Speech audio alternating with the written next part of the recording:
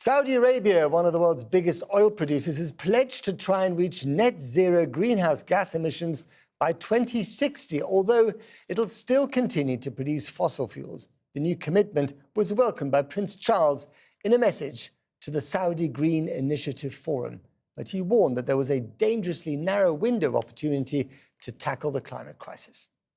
The kingdom's global leadership in energy transition is critically important.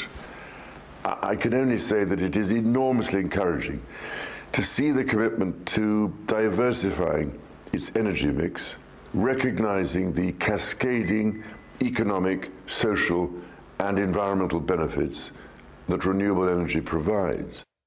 So how important or how meaningful is this commitment? Well, joining me now is Richard Black, who's a senior associate at the Energy and Climate Intelligence Unit. Thank you very much for coming on the programme. Well, how meaningful is it?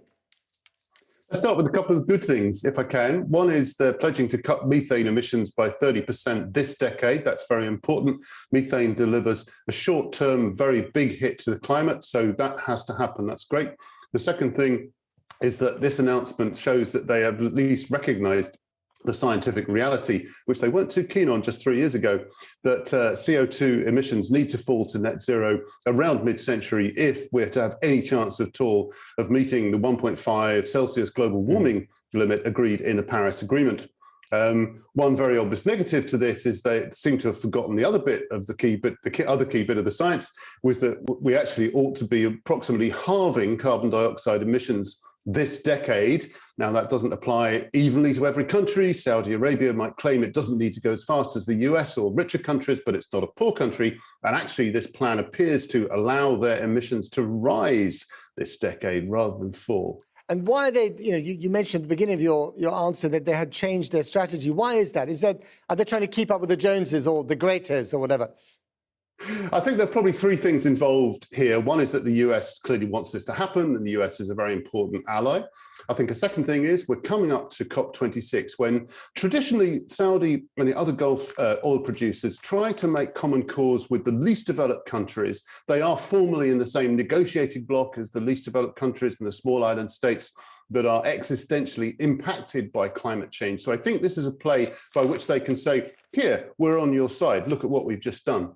I think the third thing is, however, this is the interesting one, is that most of the world plans to get to net zero emissions through renewables, energy efficiency, electric vehicles, this kind of thing, new technology, avoiding use of oil and gas. What the Saudis are trying to do here, I think, and the Australians are trying to do the same thing, is to say, actually, there's an alternative path. We don't really need to do that. We can carry on burning coal, oil and gas, and we can just capture the emissions, and we'll have a fossil fuel-rich, clean future. And who's behind this new vision? Is it Mohammed bin Salman? Is he driving it? Yeah, I think so. Over the last few years, this has been one of his key things. Obviously, the Ministry of Energy is very important here, and Ministry of Petroleum and so on. You mentioned earlier in your introduction, of course, that they are planning to export the oil and gas, and that won't be affected by this plan. So, of course, the plan does keep the oil and gas boys happy as well, at least in theory, because they're saying, fine, we'll go green at home, but we'll carry on exporting the oil and gas abroad. And you think that they will reach, I mean, if they carry out this plan, do you think they will actually reach net zero by 2060? Is that a realistic goal? I think they may reach net zero by 2060, but I don't think they'll be doing it according to this plan. There's some very, very obvious holes in the plan. For one thing, they're talking about, carbon capture and storage. So you capture the carbon and then you either store it, or you reuse it. You find uses for the carbon dioxide. It's not really clear what they'd be capturing the carbon dioxide from, because in 40 years' time, no one in the world is going to be generating electricity by burning oil. And hardly anyone, I think, is going to be generating it by burning gas. Why would you? Solar will be vastly cheaper than doing that. And the other thing is people have been trying, for a couple of decades now to get this notion going of reusing. Capturing the carbon dioxide is the easy bit, but it's finding the uses for it. That's the stubborn thing. No one's really come up with economically efficient ways of doing that. So my suspicion is if we fast forward to Saudi Arabia in 40 years' time, they might well be at net zero emissions, but actually they'll have done it by the same way as everyone else, which is renewable energy, energy efficiency, electric vehicles, bespoke solutions for industry. Okay, well, we'll wait and see what happens there. What about COP26? In a week's time, we'll be talking about nothing else, I suspect. What are you going to be looking out for to make sure, or to give us a sign that this summit will actually be a success?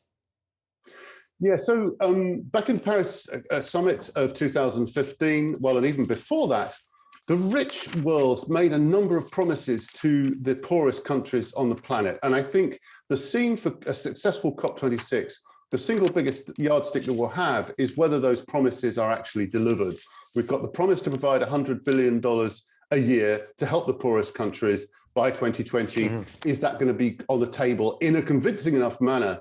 What about the promise to have a global goal on adaptation? So rather than just talking about cutting emissions, we actually help the poorest countries to adapt to the climate change impacts that we're already facing, that kind of thing. And then, of course, we will wait to see whether China, for example, makes any pledge on reducing its own emissions further before we get there. Got to leave it there. Richard Black, thank you very much indeed.